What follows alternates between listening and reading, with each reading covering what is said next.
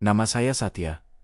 Dan jika ada kompetisi tingkat nasional untuk kategori percaya diri pada saat yang salah, saya yakin saya akan membawa pulang piala emas setiap tahunnya. Sejak kecil, saya selalu memiliki penyakit kronis berupa sok tahu, sebuah kondisi medis tidak resmi yang seringkali membuat saya terjerumus ke dalam lubang malu yang dalam. Kejadian yang paling fenomenal terjadi sekitar 3 tahun yang lalu. Sebuah peristiwa yang hingga kini masih membuat telinga saya panas setiap kali mengingatnya di tengah malam. Semuanya bermula dari sebuah undangan pernikahan seorang kawan lama di bangku kuliah yang saya anggap sebagai sahabat karib. Meskipun kami sudah jarang berkomunikasi selama bertahun-tahun. Namanya adalah Andi.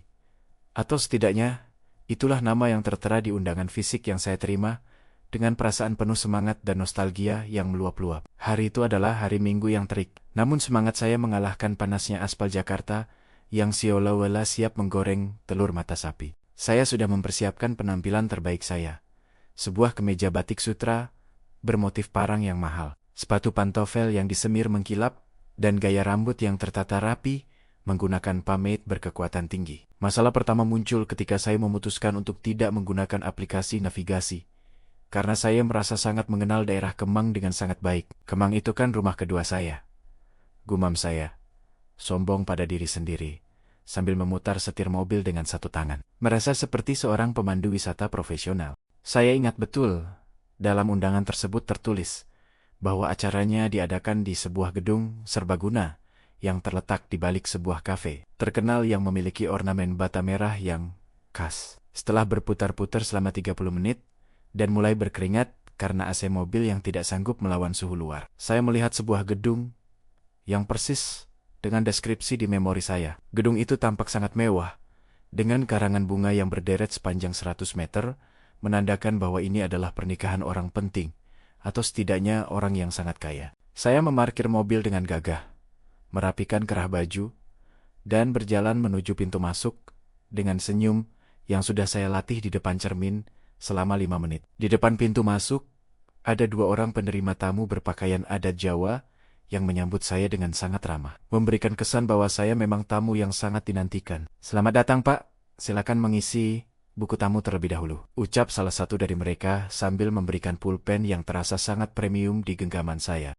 Saya mencari-cari nama Andi di papan dekorasi utama, namun saya hanya menemukan inisial A dan R yang saya asumsikan sebagai Andi dan Rina, calon pengantin yang sering dia ceritakan dulu. Tanpa ragu sedikit pun, saya menuliskan nama saya, Satya Nugraha, dengan tulisan tangan yang sengaja dibuat agak artistik, agar terlihat seperti orang terpelajar. Setelah itu, saya memasukkan amplop berisi uang yang cukup lumayan ke dalam kotak kayu berukir, merasa bahwa ini adalah bentuk solidaritas persahabatan yang luar biasa. Saya melangkah masuk ke dalam aula utama, dan seketika itu juga, saya merasa sedikit terintimidasi oleh kemewahan dekorasi yang ada di hadapan saya. Langit-langit gedung itu dihiasi dengan ribuan lampu gantung kristal yang berkilauan, dan aroma bunga melati segar menyeruak ke setiap sudut ruangan dengan sangat dominan. Saya melihat banyak sekali pejabat tinggi, beberapa artis yang wajahnya sering saya lihat di televisi, hingga pengusaha-pengusaha sukses yang biasanya hanya muncul di kolom berita bisnis. "Wah, si Andi sukses besar ya sekarang," pikir saya dengan bangga, sembari tetap menjaga sikap agar tidak terlihat seperti orang udik yang baru pertama kali masuk gedung megah. Saya mulai berjalan menuju prasmanan, karena jujur saja, perut saya sudah mulai bernyanyi kecil menuntut asupan karbohidrat dan protein sejak tadi pagi. Di meja prasmanan, hidangannya bukan sekadar rendang atau ayam goreng biasa, melainkan menu-menu internasional, mulai dari salmon panggang hingga steak wagyu yang meleleh di mulut. Saya mengambil porsi yang cukup berani, lalu mencari meja kosong untuk menikmati hidangan tersebut, sembari menunggu momen untuk menyalami sang pengantin di pelaminan. Sambil mengunyah steak, saya mengamati sekeliling dan menyadari bahwa saya tidak mengenali satupun wajah dari kawan-kawan kuliah kami dulu. Mungkin mereka semua sudah berubah drastis karena usia, atau mungkin mereka berada di sesi yang berbeda. Saya mencoba mencari pembenaran logis untuk menenangkan kejanggalan di hati. Namun, rasa aneh itu semakin kuat ketika saya melihat layar besar yang menampilkan foto-foto pre-wedding sang mempelai pria dan wanita secara bergantian. Pria di foto itu memiliki rahang yang tegas, kacamata mahal, dan senyum yang sangat berwibawa. Namun sama sekali tidak mirip dengan Andi yang saya kenal sebagai pria bertubuh tambun dengan hobi tertawa keras. Saya berhenti mengunyah, garpu saya tertahan di udara, dan jantung saya mulai berdegup lebih kencang daripada biasanya. Mungkin Andi melakukan operasi plastik atau diet ekstrem? Pikir saya lagi. Mencoba tetap mempertahankan sisa rasa percaya diri yang mulai retak. Untuk memastikan, saya bertanya kepada seorang pria paruh baya di samping saya yang tampak sangat santai menikmati sup asparagusnya. "Permisi Pak, ini pernikahannya Andi yang lulusan teknik sipil itu ya?" tanya saya dengan suara yang sedikit bergetar karena rasa ragu yang mulai menyerang. Pria itu menatap saya dengan dahi berkerut, lalu menjawab perlahan, "Ini pernikahan putra dari Bapak Komisaris Jenderal, namanya Ananda, pengusaha properti." Rasanya seperti ada petir yang menyambar tepat di atas kepala saya di tengah ruangan berase yang dingin itu. Seketika seluruh tubuh saya terasa lemas. Saya tersedak sup yang baru saja saya telan, membuat pria di samping saya menatap saya dengan pandangan antara kasihan dan jijik.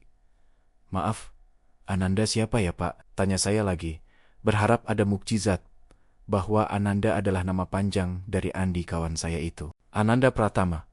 Beliau ini anak mantan pejabat penting. Mempelai wanitanya putri dari pemilik bank swasta terbesar." Jelas pria itu dengan nada siolohala saya adalah alien yang tidak tahu berita nasional. Dunia terasa berputar. Rasa malu mulai merayap dari ujung kaki hingga ke ubun-ubun, membuat wajah saya pasti sudah merah padam menyerupai kepiting rebus. Saya segera menyadari bahwa saya telah melakukan kesalahan alamat yang paling fatal dan paling memalukan dalam sejarah hidup saya sebagai manusia dewasa. Saya bukan hanya salah masuk gedung, saya telah salah masuk ke dalam kehidupan orang lain yang derajat sosialnya mungkin 1000 tahun cahaya di atas saya. Masalah terbesarnya adalah saya sudah menuliskan nama saya di buku tamu, dan yang lebih menyakitkan lagi, saya sudah memasukkan amplop saya ke kotak uang mereka. Pikiran saya kacau. Apakah saya harus mengambil kembali amplop itu? Bagaimana caranya merogoh kotak uang di depan penjaga berpakaian adat Jawa tanpa terlihat seperti pencuri? Atau apakah saya harus pura-pura menjadi sepupu jauh yang hilang dan tetap berada di sana sampai acara selesai agar tidak terlihat mencurigakan? Saat saya sedang sibuk berdebat dengan batin sendiri, seorang wanita elegan dengan headset di telinganya mendekati saya. Dia tampak seperti wedding organizer yang sangat teliti. "Maaf Bapak, dengan Bapak siapa ya? Apakah Bapak dari pihak keluarga atau rekan bisnis Bapak Ananda?" tanya wanita itu dengan sopan namun tajam. Saya merasa seolah-olah sedang diinterogasi oleh pihak kepolisian internasional karena telah menyusup ke wilayah terlarang tanpa izin resmi. Saya teman lama mempelai pria." Jawab saya berbohong dengan nada suara yang sangat tidak meyakinkan, bahkan bagi diri saya sendiri. Wanita itu mengecek daftar tamu di tabletnya dengan sangat cepat. Jarinya menari-nari di atas layar, sementara saya menahan napas dengan sangat menderita. "Nama Satya Nugraha tidak ada di daftar VIP kami, tapi memang ada di buku tamu umum di depan," ucapnya sambil menatap saya dengan tatapan menyelidik. Mungkin saya salah lihat jam. Saya seharusnya datang jam 2 siang. Kata saya sambil mulai berjalan mundur perlahan, mencoba mencari celah untuk melarikan diri. Saya tidak sempat menghabiskan steak wagyu yang mahal itu. Saya segera meletakkan piring di meja terdekat dan berjalan setengah berlari menuju pintu keluar. Sialnya, saat saya hampir mencapai pintu, saya justru berpapasan langsung dengan rombongan mempelai yang baru saja hendak masuk ke aula utama. Semua mata tertuju ke arah jalan keluar, dan saya berdiri tepat di tengah jalur karpet merah, menghalangi jalan sang pengantin yang sangat berwibawa itu. Saya membeku di tempat, tidak tahu harus melompat ke arah mana, karena kerumunan tamu di sisi kiri dan kanan sangatlah padat. Sang mempelai pria, Ananda yang asli, menatap saya dengan bingung, namun tetap menjaga senyum formalnya di depan kamera fotografer. "Maaf, permisi, saya hanya mencari toilet," ucap saya dengan suara mencicit. Lalu saya melakukan gerakan aneh seperti penari balet yang gagal untuk menepi dari jalan mereka. Saya bisa mendengar beberapa tamu berbisik-bisik. Mungkin mereka menganggap saya adalah orang stres, yang entah bagaimana bisa lolos dari penjagaan ketat di depan. Begitu rombongan lewat, saya langsung melesat keluar dari gedung itu tanpa menoleh sedikit pun ke belakang. Mengabaikan sapaan ramah dari penerima tamu yang tadi, saya masuk ke dalam mobil, mengunci pintu, dan memukul setir dengan rasa frustrasi, sekaligus ingin tertawa, karena betapa bodohnya kejadian barusan. Di dalam keheningan mobil, saya baru tersadar bahwa amplop saya yang berisi uang hasil jerih payah saya sebulan kini telah menjadi sumbangan sukarela bagi orang terkaya di Jakarta. Hebat Satya. Hebat Satya. Kamu baru saja memberikan sedekah kepada orang yang saldo banknya, mungkin bisa membeli seluruh asetmu. Ejek saya pada bayangan saya di kaca spion. Tapi penderitaan hari itu belum berakhir. Karena saya teringat bahwa saya masih memiliki kewajiban untuk datang ke pernikahan Andi yang asli. Saya membuka ponsel saya dengan tangan gemetar, mencari pesan WhatsApp dari Andi, dan akhirnya menemukan lokasi yang sebenarnya dia kirimkan minggu lalu. Ternyata, lokasi pernikahan Andi berada di sebuah gedung yang namanya hampir mirip, namun terletak 3 kilometer lebih jauh ke arah gang sempit, bukan di jalan protokol Kemang. Saya segera memacu mobil saya menuju lokasi yang benar, berharap saya belum terlambat untuk setidaknya menyalami kawan saya itu. Ketika saya sampai di lokasi yang benar, pemandangannya sangat kontras dengan gedung mewah yang baru saja saya tinggalkan dengan penuh drama tadi. Gedung ini sederhana, udaranya panas karena hanya menggunakan kipas angin besar dengan semprotan air, dan tamu-tamunya mengenakan pakaian batik biasa yang santai. Tidak ada steak wagyu di sini. Yang ada adalah bakso urat, sate ayam dengan asap yang memenuhi ruangan, dan es buah yang warnanya sangat mencolok. Namun, disinilah saya merasa benar-benar diterima, karena beberapa teman kuliah saya langsung melambai dan berteriak memanggil nama saya dengan penuh keakraban. "Satya, dari mana saja kamu? Kami kira kamu lupa jalan," teriak salah satu teman saya sambil merangkul bahu saya yang masih basah karena keringat dingin. Saya hanya bisa tersenyum kecut dan menjawab, "Tadi ada sedikit kendala teknis di jalan. Biasa, masalah navigasi." Saat saya melihat Andi di pelaminan, dia memang tampak bahagia dengan istrinya yang sederhana, namun manis.